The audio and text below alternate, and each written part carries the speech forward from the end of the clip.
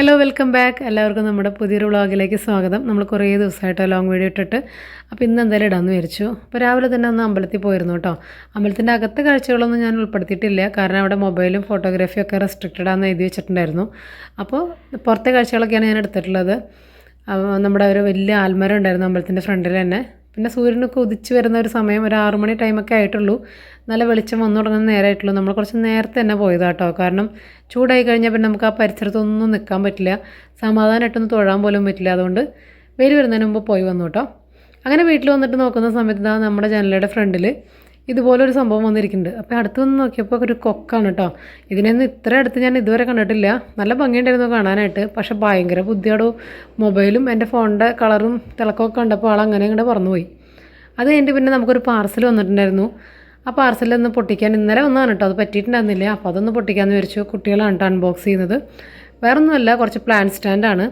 അപ്പോൾ ഒരു 4 എണ്ണത്തിൻ്റെ ഒരു കോംബോ ആയിട്ട് വരുന്ന സെറ്റാണ് കേട്ടോ ഇത്. അപ്പോൾ പ്ലാൻ സ്റ്റാൻഡ് എങ്ങനെയുണ്ടെന്നുള്ളതിൻ്റെ ഒരു റിവ്യൂവും കൂടി പറയാമെന്ന് വെച്ചിട്ടാണ് ഞാൻ അതും കൂടി കാണിച്ചത് കേട്ടോ. അപ്പോൾ കുട്ടികൾ അടിപിടി കൂടിയിട്ടാണ് അത് അൺബോക്സ് ചെയ്തത്. ഞാൻ ചെയ്യാമെന്ന് പറഞ്ഞിട്ട് അവസാനം എങ്ങനെയോ സംഭവം പുറത്തൊക്കെ എടുത്തു. നോക്കുമ്പോൾ നല്ല ക്വാളിറ്റി ഉണ്ട് കേട്ടോ. അതിൻ്റെ കൂടെ ഇടാനായിട്ടുള്ള കുറച്ച് റബ്ബർ ബുഷൊക്കെ ഉണ്ട്, അതുകൂടി ഇട്ടങ്ങനെ സെറ്റാക്കി വെച്ചു. അപ്പോൾ അത് നല്ല അടിപൊളി ഒരു പ്രോഡക്റ്റ് തന്നെയായിരുന്നു കേട്ടോ. പിന്നെ നമ്മൾ അവിടെ നിന്ന് നേരെ തറവാട്ടമ്പലത്തിൽ ഉത്സവം കാണാനായിട്ടോ പോയത്. അപ്പോൾ ഉത്സവത്തിൻ്റെ അവസാന ദിവസമായിരുന്നു. അവിടെ തേങ്ങാമുട്ടെന്ന് പറഞ്ഞിട്ടൊരു ചടങ്ങുണ്ട്. അപ്പോൾ ഇത് എല്ലാ വർഷവും മുടങ്ങാതെ നടത്തുന്ന തറവാട്ടമ്പലത്തിലെ ഒരു ഉത്സവത്തിലെ ചടങ്ങാണ് കേട്ടോ. ഒരു 3000 തേങ്ങകളൊക്കെ ഇരിപ്പിൽ ഇതായി ഇരിക്കുന്ന പുള്ളി ഇരുന്ന് ഉടയ്ക്കും. അപ്പോൾ അതൊരു നേർച്ച പോലെയാണ് കേട്ടോ. ഒത്തിരി പേരത് കാണാനായിട്ടുണ്ടാവും. അവിടെ വെളിച്ചപ്പാട്, കോമ്പരെന്നും പറയും ചില സ്ഥലങ്ങളിലൊക്കെ, ഒരുപാട് വെളിച്ചപ്പാടുണ്ടാവും. അപ്പോൾ അവർ തുള്ളി പറയും. അങ്ങനെ കുറച്ച് ഭക്തി നിർഭരമായിട്ടുള്ളൊരു അന്തരീക്ഷം.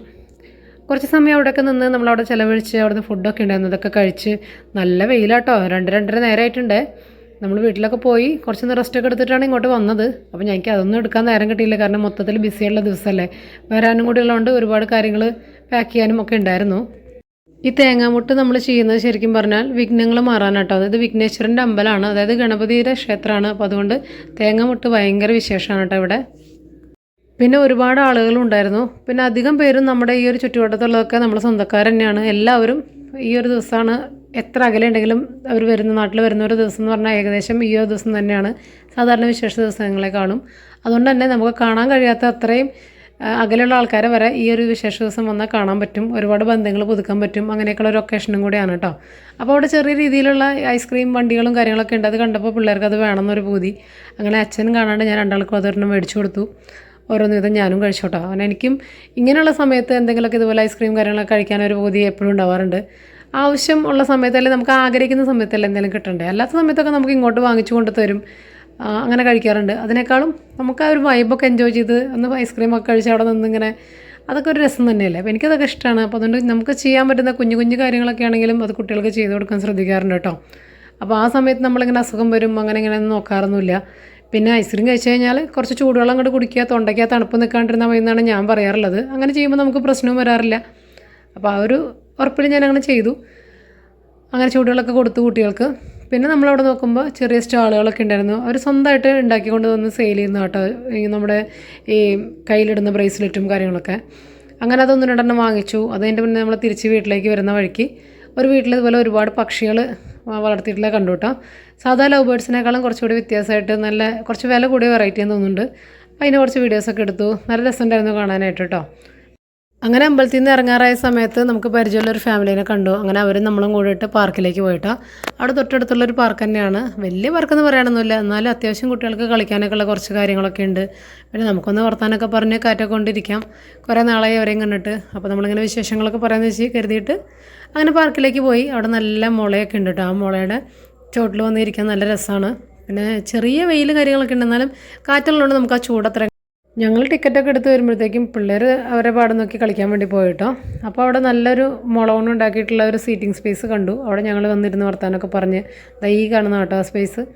അപ്പോൾ ആർക്കും ഫേസ് കാണിക്കാൻ വലിയ ഇൻട്രസ്റ്റ് ഇല്ലാത്തതുകൊണ്ട് ഞാൻ പിന്നെ എല്ലാവരും മാറിയതിന് ശേഷമാണ് അതിൻ്റെ വീഡിയോ എടുത്തിട്ടാണ്. അതിനൊരു മനുഷ്യനില്ലാണ്ട് ആടുന്ന ഊഞ്ഞാലാണ് നിങ്ങൾ കാണുന്നത്.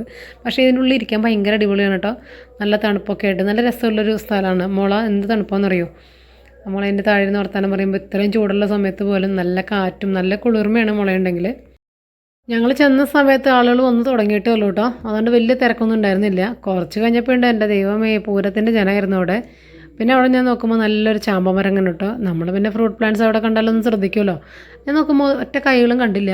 പിന്നെ നല്ല ശ്രദ്ധിച്ച് നോക്കിയപ്പോൾ അതിൻ്റെ അകത്തൊക്കെ കുഞ്ഞു കുഞ്ഞു കായകൾ പിടിച്ചിട്ടുണ്ട്. എനിക്ക് എന്ത് തന്നെ വന്നാലും ഇങ്ങനെയുള്ള മരങ്ങളും കാര്യങ്ങളൊക്കെ ഉണ്ട് കഴിഞ്ഞാൽ ഞാൻ അവിടെ കുറച്ച് നേരം അതിൻ്റെ ഭംഗിയൊക്കെ ആസ്വദിച്ച് അതിൽ മുട്ടുണ്ടോ പൂവുണ്ടോ കായുണ്ടോ എന്നൊക്കെ നോക്കിയിട്ടേ വരുള്ളൂ കേട്ടോ.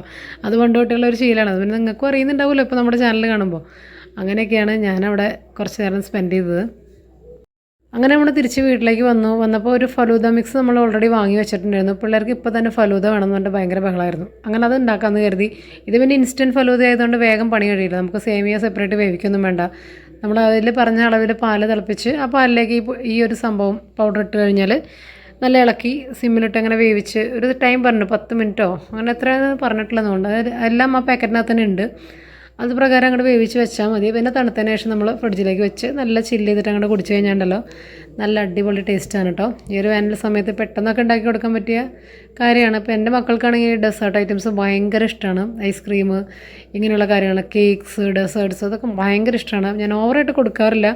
എപ്പോഴെങ്കിലുമൊക്കെ ഒരു ആഗ്രഹം പറയുമ്പോൾ അങ്ങനെ വാങ്ങിക്കൊടുക്കും. അങ്ങനെയൊക്കെ ഉള്ളൂ കേട്ടോ.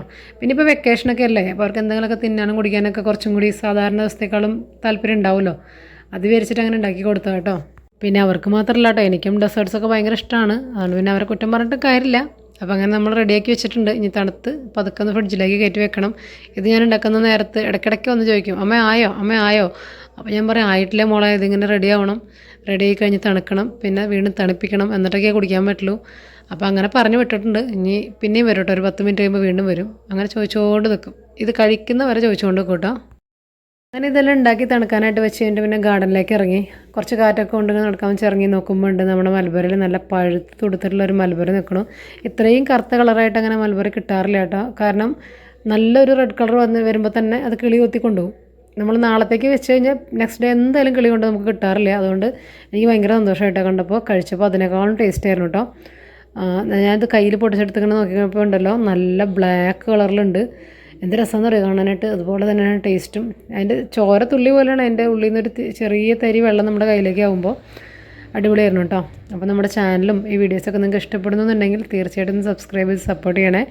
അതുപോലെ ലൈക്കും ഷെയറും കമൻറ്റൊക്കെ ഇടാനായിട്ട് മറക്കരുത് കേട്ടോ. അടുത്ത വീഡിയോയിൽ വീണ്ടും കാണാം.